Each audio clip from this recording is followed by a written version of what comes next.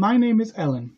I work for the NHS as a sysadmin, but I like to consider myself first and foremost a writer. For me, Transgender Day of Visibility is about many things. First and foremost, it's about being proud of myself. I spent a long time failing to do that and mistreating myself as a consequence. During the 1980s, in the run-up to the Thatcher government passing Section 28 into law, it was still easier for me to come out to my parents as gay rather than transgender or even as a straight cross-dresser. And for many people, that is still the case. So, now that I am truly myself, I want to show everyone what that means and why I deserve to have that pride.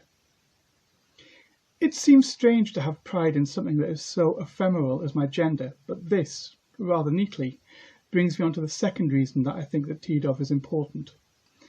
My pride in being a trans woman and my decision to be open about that is intensely political. I truly wish it wasn't. I would much rather go through life just being Ellen, writing science fiction and fantasy novels and not having to worry about whether or not someone's going to attack me because I'm trans. But that is not the reality in which I live. Transphobia is one of the last acceptable bigotries. It's apparently perfectly reasonable to say that trans people groom children into being trans, that trans women are a danger to cis women because some of us have a penis. To use your platform to make the same joke about being trans that the stupidest troll on Twitter makes, and then defend it by calling us enemies of free speech and telling us that we don't have a sense of humour. To write massively transphobic screeds and have it published in several major newspapers while gaslighting us that it's all just asking the important questions and inviting us to debate our lives and identities. The questions the gender-critical people ask aren't the important ones. The important questions are these. Why do trans people have to wait years to get help? Why is it acceptable to tar all trans women with the same brush because of the actions of one or two specific trans women? Why are the voices of anti-trans groups endlessly quoted without any right of reply being offered to the trans community? As I said, I'm a writer.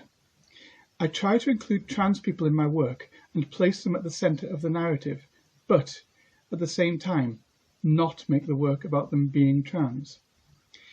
It should not have to be only trans people doing that, but at the same time, trans people should be included at every level.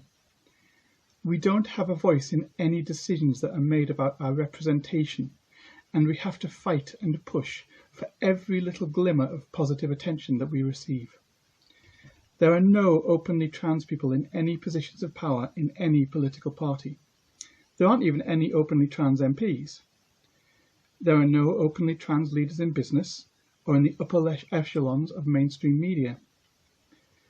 Trans sportswomen are belittled and refused access to their sports because it is claimed that they will dominate the field and cis women won't get a look in.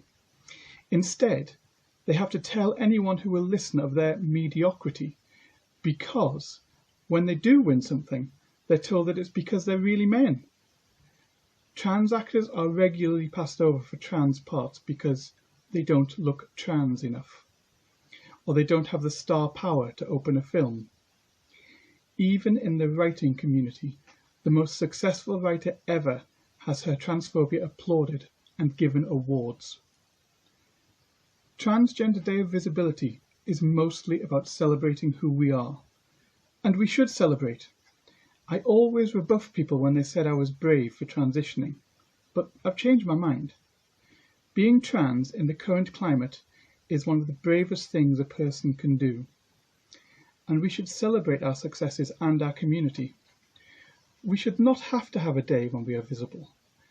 We should be able to be visible every day without worrying if today is the day that someone's going to do something to us, either as an individual or to the entire community. Trans people have always been here and we will always be, whatever is done to us. Trans people are beautiful. Trans people are powerful. Trans people are people.